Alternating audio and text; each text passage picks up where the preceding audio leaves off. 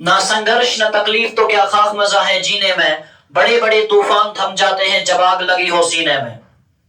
अस्सलामु अलैकुम, hello and स्वागत है आप सबका आज के एक और नई धमाकेदार और जबरदस्त वीडियो में, जहां हम बात करने वाले हैं 12th क्लास के पहले यूनिट यानी ह्यूमन रिप्रोडक्शन के बारे में। तो चलो बेटा आज का लेक्चर शुरू करते हैं, यानी ह्यूमन रिप्रोडक्शन। जब भी हम इस चैप्टर को शुरू करते हैं तो सबसे पहले मैं आपको ह्यूमंस के कुछ कैरेक्टरिस्टिक्स बताऊंगा। हालांकि इंसानों के बहुत सारे कैरेक्टरिस्टिक्स हैं, लेकिन मैं सिर्फ उन कैरेक्टरिस्टिक्स के बारे में डील करूंगा जो हमें ह्यूमन रिप्रोडक्शन में मदद करेंगे। सबसे पहले हम ह्यूमंस को डिफाइन करने की कोशिश करेंगे, उसके बाद हम डिफाइन करेंगे कि रिप्रोडक्शन क्या होती है, और उसके बाद हम डिटेल में पढ़ेंगे कि ह्यूमन रिप्रोडक्शन असल में क्या होता है। तो चलो बेटा, जब हम ह्यूमंस के बारे में बात करते हैं तो आप जो पहला इंपॉर्टेंट पॉइंट याद रखेंगे वो ये है कि ह्यूमंस आर यूनिसेक्सुअल। जो इंसान होते हैं वो यूनिसेक्सुअल होते हैं, दे आर डाइमॉर्फिक एंड बाइपेडलिस्टिक। यानी तीन टर्मिनोलॉजी से मैंने आपको आज आगाह कराया कि इंसान यूनिसेक्सुअल होते हैं, ये डाइमॉर्फिक होते हैं, ये बाइपेडलिस्टिक होते हैं। चलो बेटा तीनों टर्म्स को अच्छे से समझने की कोशिश करते हैं। सबसे पहले मैंने आपको बोला कि जो इंसान होते हैं, ह्यूमंस जो होते हैं, दे आर यूनिसेक्सुअल। जरा बेटा गौर से सुनेंगे आपकी यूनिसेक्सुअल का क्या मतलब है। जब बेटा आप प्लांट्स के बारे में बात करते हैं तो आपने पढ़ा होगा कि प्लांट्स में हमारे पास कुछ प्लांट्स ऐसे होते हैं जिनमें खाली मेल पार्ट पाया जाता है। मेल पार्ट बोले तो स्टैमेन, और स्टैमिन को ही हम बाबा एंड्रोशियम के नाम से जानते हैं। लेकिन कुछ प्लांट्स हमारे पास ऐसे होते हैं जिनमें खाली फीमेल पार्ट पाया जाता है। फीमेल पार्ट बोले तो कार्पल, शाबाश, फीमेल पार्ट बोले तो कार्पल। इसी को बाबा आप गाइनोशियम के नाम से जानते हो। इसका साफ मतलब है ना कि कुछ प्लांट्स ऐसे होते हैं जिनमें खाली मेल पार्ट पाया जाता है, मेल रिप्रोडक्टिव पार्ट पाया जाता है बोले तो स्टैमेन। लेकिन कुछ प्लांट्स ऐसे होते हैं जिनमें खाली फीमेल रिप्रोडक्टिव पार्ट पाया जाता है बोले तो carpel, also known as gynoecium। लेकिन हमारे पास कुछ प्लांट्स ऐसे होते हैं जिनमें मेल पार्ट यानी स्टैमेन भी पाया जाता है, और जिनमें दूसरा यानी कार्पल भी पाया जाता है। तो जरा गौर कीजिए बाबा, वो प्लांट जिसमें दोनों रिप्रोडक्टिव पार्ट्स पाए जाते हैं ना, जिसमें मेल पार्ट भी पाया जाता है, जिसमें फीमेल पार्ट भी पाया जाता है, इसी प्लांट को बाबा, इसी ऑर्गेनिज्म को बाबा बाइसेक्सुअल ऑर्गेनिज्म के नाम से जाना जाता है। लेकिन जरा गौर कीजिए, कुछ प्लांट ऐसे भी होते हैं जिनमें खाली मेल रिप्रोडक्टिव पार्ट होता है, या कुछ प्लांट खाली ऐसे होते हैं जिनमें खाली फीमेल रिप्रोडक्टिव पार्ट होता है। इन्हीं प्लांट्स को जिनमें खाली एक किस्म का रिप्रोडक्टिव पार्ट पाया जाए, यानी वो ऑर्गेनिज्म यानी वो स्पीशी जिनमें मेल्स अलग हो, जिनमें फीमेल्स अलग हो, इसी स्पीशी इसी ऑर्गेनिज्म को बाबा यूनिसेक्सुअल ऑर्गेनिज्म के नाम से जाना जाता है। इसका साफ मतलब यह है कि अगर एक ऑर्गेनिज्म में दोनों रिप्रोडक्टिव पार्ट्स पाए जाते हैं, मेल पार्ट भी पाया जाता है, फीमेल पार्ट भी पाया जाता है, ऐसे ऑर्गेनिज्म को हम बोलेंगे बाइसेक्सुअल ऑर्गेनिज्म। लेकिन एक ऐसा ऑर्गेनिज्म जिसमें खाली एक किस्म का रिप्रोडक्टिव पार्ट पाया जाए, चाहे मेल रिप्रोडक्टिव पार्ट हो या फीमेल रिप्रोडक्टिव पार्ट हो, ऐसे ही ऑर्गेनिज्म को बाबा यूनिसेक्सुअल के नाम से जाना जाता है। अब आप ही मुझे बताइए कि जो ह्यूमंस होते हैं, जो इंसान होते हैं, क्या हम में दोनों किस्म के रिप्रोडक्टिव पार्ट्स पाए जाते हैं? क्या हम में एक ही ऑर्गेनिज्म में मेल भी पाया जाता है, फीमेल रिप्रोडक्टिव पार्ट भी पाया जाता है? नहीं बाबा, ह्यूमंस में मेल्स में मेल रिप्रोडक्टिव पार्ट पाया जाता है और फीमेल्स में फीमेल रिप्रोडक्टिव पार्ट पाया जाता है। बोले तो सेक्सेस आर सेपरेट। और ऐसे ऑर्गेनिज्म जिनमें सेक्सेस अलग अलग हो, मेल अलग हो, फीमेल अलग हो, उसी ऑर्गेनिज्म को बाबा यूनिसेक्सुअल के नाम से जाना जाता है। उसके बाद जो हमारे पास दूसरी टर्म थी वो थी बाबा डाइमॉर्फिक। जरा आपको डाइमॉर्फिक से रूबरू कराऊं। मैंने बोला इंसान जो होते हैं they are unisexual and they are dimorphic. Dimorphic से क्या मुराद, चलो मैं आपको एक एग्जाम्पल के जरिए से समझा देता हूं। लेट अस एज्यूम हमारे पास कोई स्पीशी है, लेट अस कॉल इस स्पीशी में, दिस इज स्पीशी नंबर 1। हमारे पास 3 स्पीशीज है, this is species number 1, this is species number 2, this is species number 2 and ये रही आपके सामने species number 3, species number 3। 3 species आपके सामने है।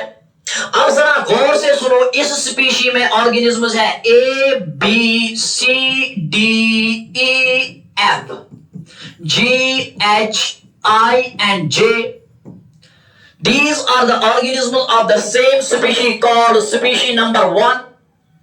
और हमारे पास स्पीशी नंबर 2 में भी ऑर्गेनिज्म्स है, बोले तो A B C D E F G H। इसी तरह हमारे पास स्पीशी नंबर 3 में भी ऑर्गेनिज्म्स है A B C D E F G H।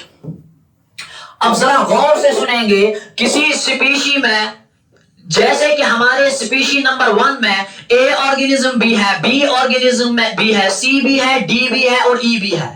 कुछ स्पीशीज ऐसी होती है जिनमें तमाम ऑर्गेनिज्म्स का फिनोटाइप बोले तो फिजिकल अपीयरेंस सेम होती है। यानी एक ऐसी स्पीशी जिसमें तमाम ऑर्गेनिज्म्स की फिजिकल अपीयरेंस सेम होगी ना, ऐसी स्पीशी को बाबा मोनोमॉर्फिक के नाम से जाना जाता है। ऐसी स्पीशी को मोनोमॉर्फिक, मोनो बोले तो एक, मोनो बोले तो सेम, मॉर्फिक बोले तो मेरी जान स्ट्रक्चर। एक ऐसी स्पीशी जिसमें तमाम ऑर्गेनिज्म्स के पास सिमिलर स्ट्रक्चर मौजूद होगा, ऐसी स्पीशी को मोनोमॉर्फिक स्पीशी के नाम से जाना जाता है। इसके बाद कुछ ऑर्गेनिज्म्स हमारे पास या कुछ स्पीशीज हमारे पास ऐसी होती है जिनमें तमाम ऑर्गेनिज्म्स जो है ये एक दूसरे से फिजिकल अपीयरेंस में डिफर करते हैं। यानी स्पीशी नंबर 3 के तमाम ऑर्गेनिज्म्स एक दूसरे से डिफरेंट है, इनकी फिजिकल अपीयरेंस एक दूसरे से नहीं मिलती। ऐसी स्पीशी को बाबा पॉलीमॉर्फिक स्पीशी के नाम से जाना जाता है। Polymorphic species. अब देखो यहां ना A B से मिल रहा है, ना B C से मिल रहा है, ना C D से मिल रहा है, ना E F से मिल रहा है, ना F G और ना G H से मिल रहा है। तमाम ऑर्गेनिज्म्स की मॉर्फोलॉजी, तमाम ऑर्गेनिज्म्स का एक्सटर्नल स्ट्रक्चर, तमाम ऑर्गेनिज्म्स की फिजिकल अपीयरेंस एक दूसरे से डिफरेंट है। इसी स्पीशी को हम बोलते हैं पॉलीमॉर्फिक स्पीशी। लेकिन कुछ स्पीशी हमारे पास ऐसी होती है जिनमें कुछ ऑर्गेनिज्म्स का स्ट्रक्चर एक दूसरे के साथ मिलता है और कुछ ऑर्गेनिज्म्स का स्ट्रक्चर एक दूसरे के साथ मिलता है। सर मैं बिल्कुल भी नहीं समझा। इधर देखो A की फिजिकल अपीयरेंस B के साथ मिलती है और B की फिजिकल अपीयरेंस C के साथ मिलती है और C की फिजिकल अपीयरेंस D के साथ मिलती है। लेकिन इन तमाम अपर क्लास ऑर्गेनिज्म्स की फिजिकल अपीयरेंस नीचे दिए गए ऑर्गेनिज्म्स के साथ मिलती नहीं। इनकी फिजिकल अपीयरेंस अलग है और इनकी फिजिकल अपीयरेंस अलग है। A B से सिमिलर है, E F से सिमिलर है, लेकिन A और E आपस में नहीं मिलती। गौर से सुनो, A की फिजिकल अपीयरेंस बिल्कुल वैसी है जैसे B की है और E की बिल्कुल वैसी है जैसे F की है, लेकिन A की फिजिकल अपीयरेंस और E की फिजिकल अपीयरेंस आपस में नहीं मिलती। इसका मतलब है ना कि इस स्पीशी में 2 किस्म के ऑर्गेनिज्म्स पाए जाते हैं। कुछ ऑर्गेनिज्म्स की फिजिकल अपीयरेंस एक दूसरे के साथ मिलती है और कुछ ऑर्गेनिज्म्स की फिजिकल अपीयरेंस एक दूसरे के साथ मिलती है।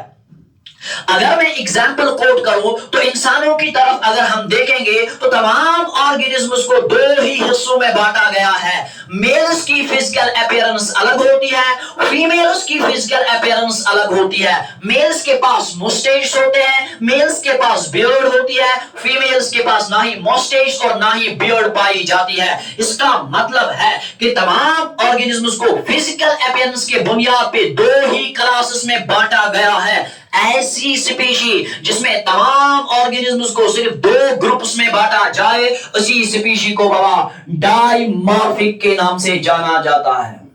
डाइमॉर्फिक।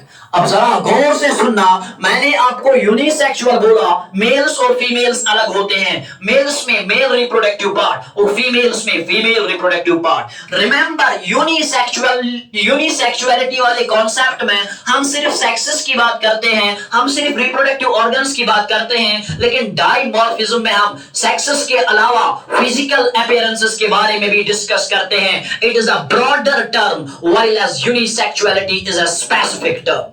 तो आपको दो चीजें समझ आई कि जो इंसान होते हैं दे आर यूनिसेक्सुअल, उनके सेक्स सेपरेट होते हैं। मेल्स में मेल रिप्रोडक्टिव पार्ट, फीमेल्स में फीमेल रिप्रोडक्टिव पार्ट। नंबर दो, दे आर डाइमॉर्फिक, इनकी फिजिकल अपीयरेंस अलग होती है।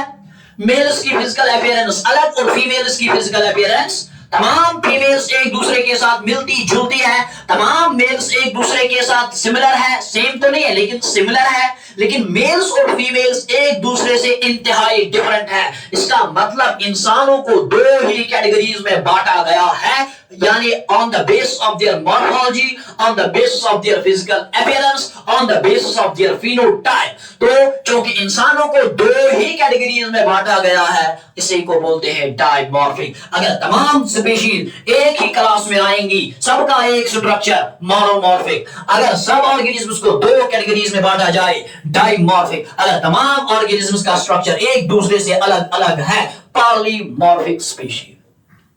इसके बाद तीसरी टर्म जो हमारे पास थी वो थी बाइपेडलिस्टिक। बाइपेडलिस्टिक, बाइपेडलिस्टिक,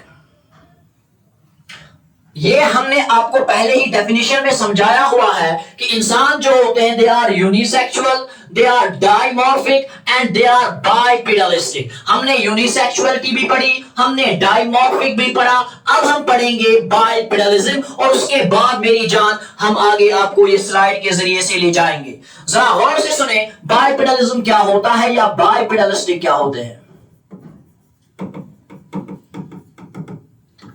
ज्यादा डिटेल में मैं नहीं जाऊंगा, लेकिन फिर भी मैं आपको बताऊंगा कि जब आपने 11th क्लास में लोकोमोशन एंड मूवमेंट पढ़ा होगा तो आपको अपने उस्ताद ने बताया होगा कि जो मूवमेंट्स होते हैं इनके ब्रॉडली डिफरेंट टाइप्स होते हैं। जैसे कि हमारे पास गैलोपिंग है, लोकोमोटरी मूवमेंट्स हमारे पास गैलोपिंग है, हमारे पास स्लिदरिंग है ना, हमारे पास मेरी जान क्वाड्रीपेडलिज्म है, क्वाड्रीपेडलिज्म, और हमारे पास मेरी जान यहां रहेगा बाइपेडलिज्म। बाइपेडलिज्म देखो, कुछ ऑर्गेनिजम्स क्या काम करते हैं कि वो हाईएस्ट स्पीड हासिल करने के लिए, डेस्टिनी पे पहुंचने के लिए वो फास्ट मूवमेंट करते हैं विद लिम्स, फास्ट मूवमेंट करते हैं विद लिम्स। लेकिन यहां आप एक खास ख्याल रखेंगे कि यहां जो 4 लिम्स होती है, ऐसा एनिमल हाई डेस्टिनेशन या ऐसा एनिमल ज्यादा डिस्टेंस को कवर करने के लिए पहले वाले 4 लिम्स को एक साथ उठाता है। अब जरा मैं आपको समझाने के लिए बोलूं कि जब गाय चलती है तो वो पहले एक लिम्ब फिर दूसरी लिम्ब आगे ले जाती है, लेकिन जब घोड़ा तेज दौड़ता है, when a horse Riders fast, जब एक घोड़ा तेज दौड़ता है तो अपने पहले दोनों लिम्स को एक साथ आगे ले जाता है। ऐसे फास्ट मूवमेंट को जिसमें 4 लिम्स को एक साथ आगे लिया जाए, इसे बाबा गैलोपिंग के नाम से जाना जाता है। And remember, galloping is actually shown by horses. अब मैं इसको डिटेल में नहीं ले जाऊंगा क्योंकि हमारा टॉपिक नहीं है। इसके बाद स्लिदरिंग, अब कुछ एनिमल्स ऐसे होते हैं जिनके पास लिम्स ही नहीं होते हैं, दे show limbless movement. Example snake, जब स्नेक चलता है तो वेव लाइक मूवमेंट दिखाता है ग्राउंड पे, क्रॉलिंग करता है। And remember that crawling like movement, that wave like movement, remember wave like movement, या मैं दूसरे अल्फाजों में कहूंगा ना crawling. Remember, this crawling or this wave-like movement is called as slithering and it is shown by snakes. हालांकि बहुत सारे और एग्जाम्पल्स हैं, लेकिन मैं वन एग्जाम्पल कोट कर रहा हूं ताकि मैं जल्द अज जल्द अपने टॉपिक को कवर कर सकूं। तो पहले हमने पढ़ा गैलोपिंग, उसके बाद हमने पढ़ा स्लिदरिंग। अब बाबा बारी आती है क्वाड्रिपेडलिज्म की।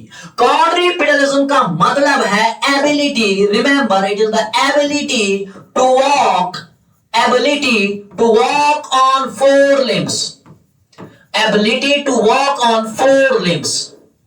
जब एक ऑर्गेनिज्म अपने चार टांगों पे चल सके, इस वाले एबिलिटी को क्वाड्रिपेडलिज्म कहा जाता है, और ऐसे एनिमल को बाबा क्वाड्रिपेडलिस्टिक कहा जाता है। एग्जाम्पल, जब बाबा डॉग चलेगा तो चार लिम्स पे चलेगा, जब बाबा काऊ चलेगी, गाय जब चलेगी तो चार टांगों पे चलेगी।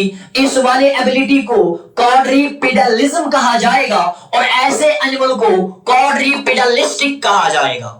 लेकिन कुछ एनिमल्स फोर लिम्स से नहीं बल्कि खाली दो लिम्स पे चलते हैं, चार टांगों पे नहीं बल्कि दो टांगों पे चलते हैं। इस वाली एबिलिटी को बाइपेडलिज्म कहा जाता है। So what is bipedalism? Ability to walk, शाबाश, ability to walk on two limbs, ability to walk on two limbs। अब आप मुझे बताएंगे, क्या इंसान स्लिदरिंग यानी रेंगते हुए चलते हैं? नहीं बाबा। क्या इंसान दौड़ते हुए एक साथ दोनों टांगों को आगे ले जाते? नहीं बाबा। They do not show galloping, they do not show slithering. क्या हम चार टांगों पे चलते? नहीं, we do not show quadrupedalism. क्या हम अपने दो टांगों पे चलते? Yes sir. तो इसका मतलब है ना कि इंसान क्या होते हैं? बाइपेडलिस्टिक। आप जरा बाबा स्लाइड पे चलिए, मैं आपको समझाएगा कि इंसान जो होते हैं they are unisexual, they are dimorphic, they are bipedalistic। यहां यूनिसेक्सुअलिटी को मैंने डिफाइन किया हुआ है। In human sexes are separate, that is males have male reproductive system, males have male reproductive system and females have female reproductive system, जिसको मैंने बड़े detail में आपको समझाया। उसके बाद मैंने बोला कि dimorphism refers to the physical and biological differences between males and females। यानी dimorphism में हम खाली सेक्सेस के बारे में बात नहीं बल्कि फिजिकल अपीयरेंसेस के बारे में बात करते हैं। Males tend to have more body hair, male जो होते हैं इनके पास बॉडी हेयर ज्यादा होता है as compare to females. Males के पास डीपर, मेल जो है डीपर वॉइस प्रोड्यूस करते हैं। मेल्स के पास ग्रेटर मसल मास होता है, और फीमेल्स जो होती है ना ही इनके बॉडी पे ज्यादा हेयर देखने को मिलता है, ना ही इनकी डीप वॉइस होती है, ना ही इनका ग्रेटर मसल मास होता है। यू नो दैट ये सारे effects they are actually due to the presence of testosterone. तो ये हम आगे पढ़ेंगे। फिलहाल आप याद रखेंगे कि डायमॉर्फिज्म में खाली हम सेक्सुअल कैरेक्टरिस्टिक्स पे बात नहीं करते बल्कि हम फिजिकल अपीयरेंसेस को भी इंक्लूड करते हैं। So it is a broader term while as unisexuality is a specific term. उसके बाद लास्ट में मैंने आपको बोला bipedalistic, the ability to walk on two limbs is called as bipedalism and such animals are called as bipedalistic. Example हमारे पास है बाबा humans. चलो अब शुरू करते हैं हम अपना टॉपिक यानी reproduction. What actually is reproduction? जब हम बाबा रिप्रोडक्शन के बारे में बात करते हैं तो आप देखेंगे कि रिप्रोडक्शन जो है, मैं पहले आपको इसको स्लाइड से समझाने की कोशिश करूंगा। 11th क्लास में आपने सुना होगा कि जो इंसान होते हैं, ह्यूमंस जो होते हैं, इनके बहुत सारे कैरेक्टरिस्टिक्स होते हैं। कैरेक्टरिस्टिक्स ऑफ लिविंग ऑर्गेनिज्म्स, जैसे कि आपने पढ़ा है मिसेस नर्ग, मिसेस नर्ग आपने पढ़ा होगा। मिसेस नर्ग एम बोले तो मोमेंट, शाबाश जल्दी, एम बोले तो मोमेंट, आर बोले तो रेस्पिरेशन, एस बोले तो सेंसिटिविटी, एस बोले तो सेंसिटिविटी, एन बोले तो न्यूट्रिशन, एन बोले तो न्यूट्रिशन, ई बोले तो एक्सक्रीशन, ई बोले तो एक्सक्रीशन, आर बोले तो रिप्रोडक्शन। आर बोले तो रिप्रोडक्शन, वेरी गुड। एंड जी बोले तो ग्रोथ। इसका साफ मतलब है जो एनिमल मूवमेंट दिखाएगा लिविंग कहलाएगा, जो नहीं दिखाएगा नॉन लिविंग कहलाएगा। हालांकि यहां फिर आप मूवमेंट एंड लोकोमोशन अलग अलग पढ़ते हैं, बस फिलहाल 2 मिनट के लिए नजर रखेंगे आप बाबा। जो मूवमेंट, जो ऑर्गेनिज्म मूवमेंट दिखाएगा उसे हम लिविंग कहते हैं, जो नहीं दिखाएगा उसे नॉन लिविंग कहते हैं। जो इंसान रेस्पिरेशन करेगा, जो ग़िज़ा को ब्रेक करके एनर्जी बना सकता है उसे हम लिविंग कहेंगे। जो एनर्जी यूटिलाइज नहीं कर सकता उसे हम नॉन लिविंग कहेंगे। जो सेंसिटिविटी दिखाएगा, सेंसिटिविटी बोले तो response to stimulus, response to stimulus, जो इंसान फील कर सकता है, महसूस कर सकता है, जो ऑर्गेनिज्म फील करेगा, जो सेंसिटिविटी दिखाएगा उसे मेरी जान लिविंग कहा जाएगा, और जो सेंसिटिविटी नहीं दिखाएगा उसे नॉन लिविंग कहा जाएगा। एवरी ऑर्गेनिज्म जो मूवमेंट दिखाए लिविंग कहलाएगा, नहीं दिखाएगा नॉन लिविंग कहलाएगा। जो रेस्पिरेशन दिखाएगा लिविंग कहलाएगा, जो नहीं दिखाएगा नॉन लिविंग कहलाएगा। उसके बाद जो सेंसिटिविटी दिखाएगा लिविंग कहलाएगा, जो नहीं दिखाएगा नॉन लिविंग कहलाएगा। इसी तरह जो न्यूट्रिशन करेगा, जो ग़िज़ा खाएगा, जो ग़िज़ा को यूटिलाइज अपनी बॉडी में करेगा लिविंग कहलाएगा। जो न्यूट्रिशन, जो ग़िज़ा इनटेक ना करे और उस ग़िज़ा को यूटिलाइज ना कर सके मेरी जान वो नॉन लिविंग कहलाएगा। इसी तरह जो एक्सक्रीशन करेगा, जो वेस्ट मटेरियल को अपनी बॉडी से बाहर धकेलेगा उसे लिविंग कहा जाएगा, जो ऐसा नहीं कर सकता उसे नॉन लिविंग कहा जाएगा। और रिप्रोडक्शन मेरी जान, जो ऑर्गेनिज्म नए बच्चों को, नए ऑर्गेनिज्म उसको प्रोड्यूस करने की सलाहियत रखता है उसे मेरी जान लिविंग कहा जाएगा, और जो रिप्रोडक्शन नहीं कर सकता उसे नॉन लिविंग कहा जाएगा। क्या मैं बोलूं फिर कि रिप्रोडक्शन जो है ये लिविंग ऑर्गेनिज्म्स की एक बेसिक कैरेक्टरिस्टिक है? तो यही बेटा आपके स्लाइड पे पॉइंट लिखा हुआ है कि जो रिप्रोडक्शन है it is the basic characteristic, reproduction is the characteristic of all the living organisms by which the living organisms produce offsprings of their own kind।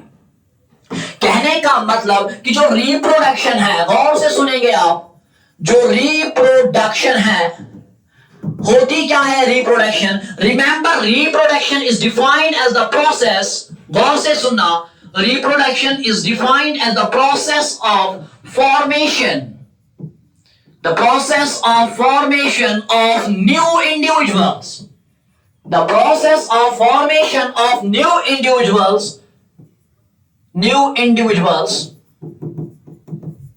the process of formation of new individuals from parents of their own kind,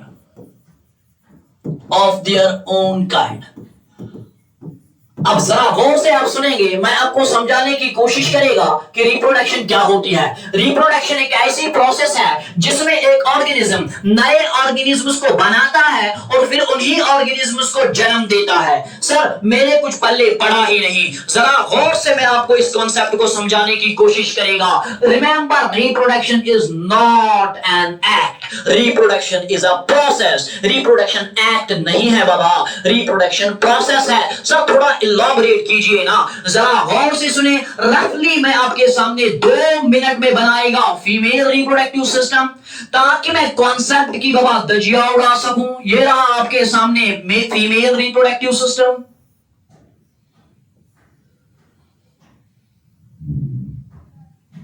ये रहा बाबा female reproductive system. चलो गौर से सुनना, ये रहा female reproductive system. Very good, female reproductive system. ये रही मेरी जान ओवेरीज, ये रहा ओवेरियन लिगामेंट, मेसोवेरियन लिगामेंट।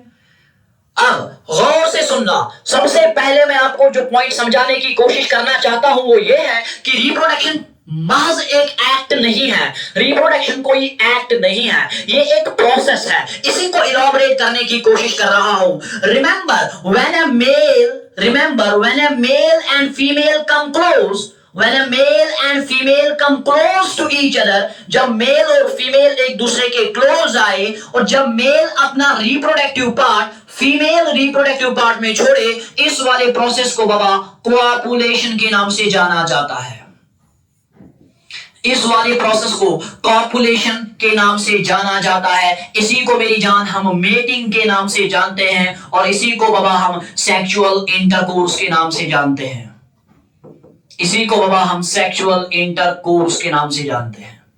गौर से सुनना, जब मेल अपना reproductive part female reproductive part में छोड़े, मेल अपना reproductive part female reproductive part में एंटर करे, इस प्रोसेस को कॉपुलेशन, इस प्रोसेस को मेटिंग, इस प्रोसेस को सेक्सुअल इंटरकोर्स के नाम से जाना जाता है। इसके बाद जब ये mail reproductive part female reproductive part में छोड़ेगा, जिसे हमने कॉपुलेशन कहा, उसके बाद मेल अपना स्पर्म करेगा इजैकुलेट, और जब मेल अपना स्पर्म इजैकुलेट करेगा into the female reproductive part, उस वाली प्रोसेस को इंसेमिनेशन के नाम से जाना जाता है।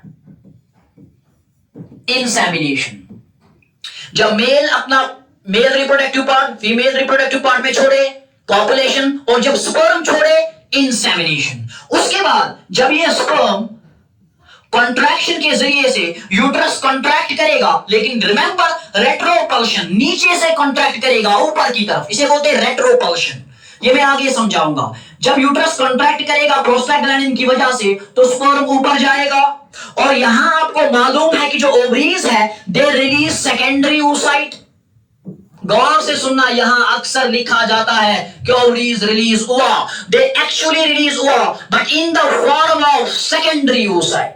जब यहां हुआ या सेकेंडरी oocyte रिलीज हुआ, तो जरा गौर से सुनना, ये हुआ और ये स्पर्म आपस में मिल जाते हैं, और इसी वाली प्रोसेस को हम फर्टिलाइजेशन के नाम से जानते हैं, जिसको हम डिटेल में पढ़ेंगे कि कैसे होती है फर्टिलाइजेशन।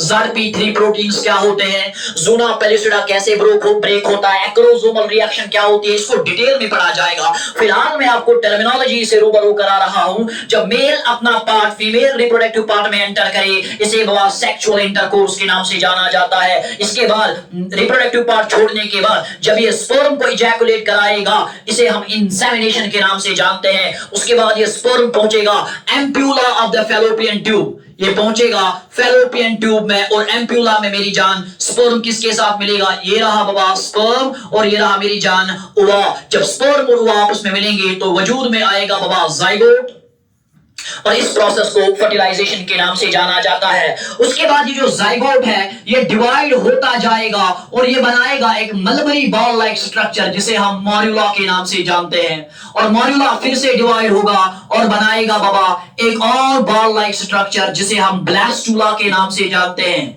गौर से सुनना, ब्लास्टूला के नाम से जानते हैं। जब मेल रिप्रोडक्टिव पार्ट आया, सेक्सुअल इंटरकोर्स, उसके बाद ये स्पर्म किधर चला गया, एम्प्यूला में, वहां किसके साथ मिला, ओवा के साथ, और क्या बना, जाइगोट। नाम क्या रखा, फर्टिलाइजेशन। उसके बाद जो जाइगोट था, ये जाइगोट जो था, ये जाइगोट बाबा माइटोसिस के जरिए से डिवाइड हो गया, पहले 2 सेल्स में, फिर 2 सेल्स फिर से डिवाइड हो गई 4 में, फिर 4 सेल्स डिवाइड हो गई 8 सेल्स में, और 8 सेल्स डिवाइड हो गई 16 सेल्स में, और इसी 16 सेल स्टेज को मॉर्यूला के नाम से जाना जाता है। उसके बाद ये मॉर्यूला फिर से डिवाइड होता रहता है और ये बनाता है बाबा आपका एक और फ्लूइड फिल्ड कैविटी, एंड जिस फ्लूइड फिल्ड कैविटी को हम ब्लास्टोसिस्ट के नाम से जानते हैं। Now this division from zygote to morula to blastula, this division is called as cleavage। इसको भी हम डिटेल में पढ़ेंगे कैसे होती है ये। तो सबसे पहले हुई कॉपुलेशन, उसके बाद इंसेमिनेशन, उसके बाद फर्टिलाइजेशन, उसके बाद क्या हुई बाबा, उसके बाद हुई क्लीवेज। अब मैं जो समझाना चाहता हूं वो इंपॉर्टेंट है। उसके बाद जब ब्लास्टोसिस्ट हुआ, ब्लास्टोसिस्ट जब बना, ये ब्लास्टोसिस्ट एम्बेड हो जाएगा। एम्बेड का मतलब समझा देता हूं, जरा गौर से सुनो। अगर ये पानी है और कोई चीज पानी के ऊपर रहती है, इसे मैं कहूंगा फ्लोट, इसे मैं कहूंगा फ्लोट। अगर इस काकू त्राओ आपस बैठ इसको हम बोलेंगे बाबा फ्लोट। लेकिन अगर हम पत्थर उठाएंगे और पानी में छोड़ेंगे, ये पत्थर जो है ये डूब जाएगा, इसे हम बोलेंगे सिंक। लेकिन अगर हम किसी चीज को कहीं पे रखे और उसका आधा हिस्सा नीचे चला हिस्सा जाए और आधा हिस्सा ऊपर ही रहे, इस बाबा इसे हम बोलेंगे एम्बेड। इसे क्या बोलेंगे? Embed. Some part floats and some sinks. अगर कुछ पार्ट फ्लोट करे और कुछ पार्ट डूब जाए, इस वाले फिनोमेना को हम एम्बेडिंग कहते हैं। अब जरा गौर से सुनना, ये जो ब्लास्टोसिस्ट है, फिर से सुनो, ये जो ब्लास्टोसिस्ट है ये एम्बेड हो जाएगा, यूट्राइन वॉल के साथ चिपक जाएगा, एंड इस प्रोसेस को हम इंप्लांटेशन के नाम से जानते हैं। इसको भी इंतहाई डिटेल में पढ़ना पड़ेगा कि कब इंप्लांटेशन स्टार्ट होती है, 7 दिनों के बाद, 8 दिनों के बाद कब शुरू होगी, इसको डिटेल में पढ़ा जाएगा। इम्प्लांटेशन के बाद जब ये ब्लास्टोसिस्ट डेवलप हो जाएगा तो इसको बाबा 8 हफ्तों तक एम्ब्रियो और उसके बाद फीटस कहा जाएगा, और फाइनली जब हमारे पास फीटस आएगा और ये फीटस फाइनली लास्ट में क्या होगा बाबा? डिलीवर होगा, मां के पेट से बाहर आएगा, उसे हम पार्चुरेशन के नाम से जानते हैं। किस नाम से? अब आप मुझे बताएंगे सबसे पहले क्या हुई? कॉपुलेशन, उसके बाद क्या हुई? शाबाश मेरी जान, फर्टिलाइजेशन, उसके बाद क्या हुई? क्लीवेज, उसके बाद क्या हुई? Implantation. Remember, pregnancy does not start from the fertilization, pregnancy starts from the implantation. If implantation has occurred, pregnancy has occurred. तो प्रेगनेंसी कहां से काउंट की जाती है? इम्प्लांटेशन से काउंट की जाती है। तो सबसे पहले क्या हुआ? बोलो बोलो। कॉपुलेशन, उसके बाद क्या हुआ? इंसेमिनेशन, उसके बाद क्या हुई? फर्टिलाइजेशन, उसके बाद क्या हुई? क्लीवेज, उसके बाद क्या हुई? इम्प्लांटेशन, और फाइनली हमारे पास क्या हुई बाबा? Parturition. Remember, all these processes are collectively involved in the process of human reproduction. यार जरा गौर से सुनो, खाली मेल रिप्रोडक्टिव पार्ट को फीमेल रिप्रोडक्टिव पार्ट में छोड़ने को रिप्रोडक्शन नहीं कहते हैं। मेल रिप्रोडक्टिव पार्ट को फीमेल रिप्रोडक्टिव पार्ट में छोड़ने को रिप्रोडक्शन, उसे हम उसे हम कॉपुलेशन कहते हैं। Copulation is an act, reproduction is a process starting from the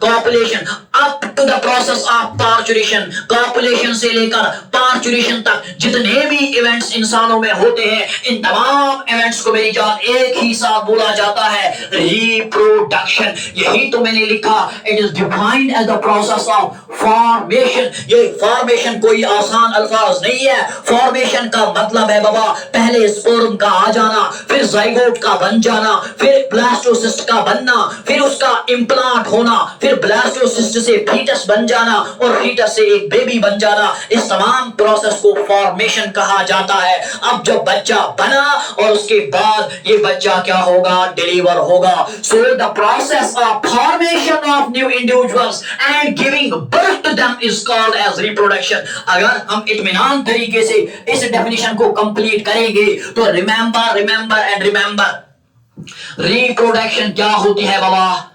remember, तो रिप्रोडक्शन मेरी जान होती है, रिप्रोडक्शन इज डिफाइंड, गौर से सुनना बाबा इस डेफिनेशन को, reproduction is defined as the process, reproduction is defined as the process of formation. Reproduction is defined as the process of formation of new individuals. The process of formation of new individuals, खाली उनका बनना नहीं है, and giving birth to them, और उनको जन्म देना, and giving birth to them, उनको जन्म देने का नाम बाबा क्या है? Reproduction. And giving birth to them is called as reproduction. इतना clear? So reproduction is defined as the process of formation of new individuals and giving birth to them. Now, इस reproduction के लिए आपके बॉडी में different organs हैं, group of organs हैं, और उन ग्रुप ऑफ ऑर्गन्स को हम एक साथ मिलाकर बोलते हैं रिप्रोडक्टिव सिस्टम। यानी अब मैं आपको बोलने वाला हूं कि रिप्रोडक्टिव सिस्टम क्या होता है। गौर से सुनो, रिप्रोडक्टिव सिस्टम, या मैं इसको बोलूं human reproductive system. Reproductive system यानी मेरे कहने का मतलब है इस रिप्रोडक्शन को होने में, इस रिप्रोडक्शन को कंप्लीट करने में आपको जो मदद करेगा, उस सिस्टम को हम मेरी जान रिप्रोडक्टिव सिस्टम के नाम से जानते हैं। आपके बॉडी में जितना भी वेस्ट मटेरियल है उसको बॉडी में बाहर धकेलने के लिए मदद करेगा एक्सक्रीटरी सिस्टम। आपके बॉडी के तमाम सेल्स तक ऑक्सीजन, आपके बॉडी के तमाम सेल्स तक ग़िज़ा पहुंचाने में मदद करेगा आपका कार्डियोवैस्कुलर सिस्टम। आपके बॉडी में ऑक्सीजन सप्लाई करने के लिए, ऑक्सीजन इनहेल करने के लिए, इस ऑक्सीजन को ब्लड तक पहुंचाने के लिए मदद करेगा आपका रेस्पिरेटरी सिस्टम। आपके बॉडी के तमाम ऑर्गन्स को कंट्रोल करने के लिए मदद करेगा बाबा आपका नर्वस सिस्टम। इसी तरह नया बच्चा, नया बेबी बनने में मदद करेगा आपका एक अनोखा system, and that system is called as reproductive system. अगर आप अल्फाज की तरफ गौर से देखेंगे तो यहां एक अल्फाज देखने को मिलेगा, सिस्टम। ना आपने बाबा 9th 11th और 9th और 11th क्लास में पढ़ा है कि जब बाबा केमिकल्स आपस में मिलते हैं तो ये सेल्स बनाते हैं। बिग बैंग थ्योरी के जरिए से पढ़ा होगा।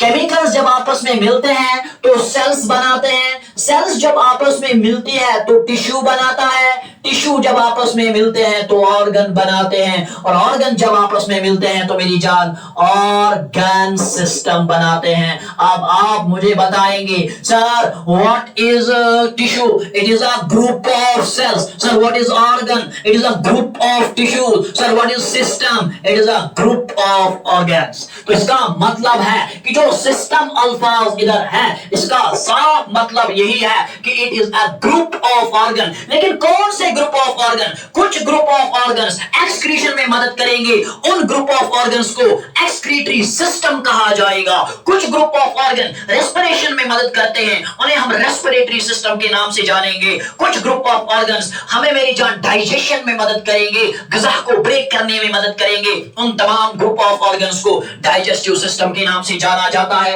एग्जाम्पल के तौर पे हमारे पास ईसोफेगस है, हमारे पास स्टमक है, हमारे पास स्मॉल इंटेस्टाइन है। ये देखो 1 2 3, ये है ना ग्रुप ऑफ ऑर्गन्स। ना ये तमाम ग्रुप ऑफ ऑर्गन्स हमें किस में मदद करते हैं? ग़िज़ा को ब्रेक करने में मदद करते हैं। तो मैं इनको बोलूंगा डाइजेस्टिव सिस्टम। अब जरा गौर से आप सुनेंगे मेरी जान, ये जो गौर से सुनेंगे बाबा, 1 मिनट, शाबाश, हाँ वेरी गुड। अब आप गौर से सुनेंगे, यहां देखो रिप्रोडक्टिव सिस्टम। रिप्रोडक्टिव सिस्टम क्या है? It is a group of, शाबाश बोलिए ना, a group of organs. A group of organs, बोलो बाबा, a group of organs which help. ये है ग्रुप ऑफ ऑर्गन्स, ये है ग्रुप ऑफ ऑर्गन्स, लेकिन ये वह ग्रुप ऑफ ऑर्गन्स है जो हमें किस में मदद करेंगे?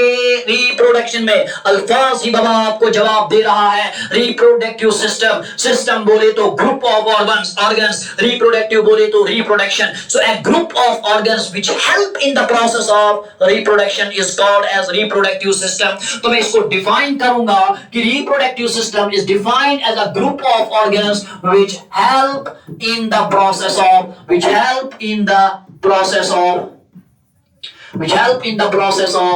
reproduction। एक ऐसा ग्रुप ऑफ ऑर्गन्स जो आपको रिप्रोडक्शन में मदद करेंगे। बाबा सर्विक्स, बाबा यूटेरस, फैलोपियन ट्यूब, ओवरीज, ये तमाम ऑर्गन्स आपको किस में मदद करते हैं? बच्चा पैदा करने में मदद करते हैं। इन तमाम ऑर्गन्स को हम एक साथ मिलाकर बोलेंगे रिप्रोडक्टिव सिस्टम। अब आपको मालूम है कि मैंने आपको अभी बोला, कि जो, शाबाश, 1 मिनट, मैंने आपको अभी बोला कि जो मेल्स और फीमेल्स होते हैं दे आर सेपरेट। यानी इंसानों में मेल्स और फीमेल्स क्या होते हैं? सेपरेट, क्योंकि इंसान जो होते हैं they are unisexual.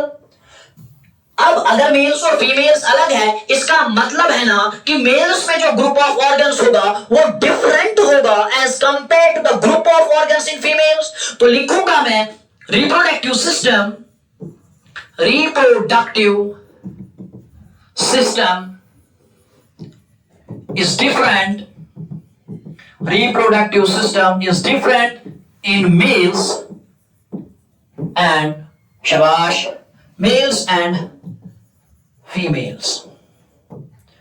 reproductive system is different in males and females. Males have male reproductive system and females have female reproductive system. अगर मैं आपको स्लाइड पे ले जाऊं तो बाबा यही मैंने आपको बोला था कि इधर आपके सामने human reproductive system is a group of organs which help or aid in the process of reproduction. In case of humans, in humans, males and females have different reproductive system. Males और females में different reproductive system है.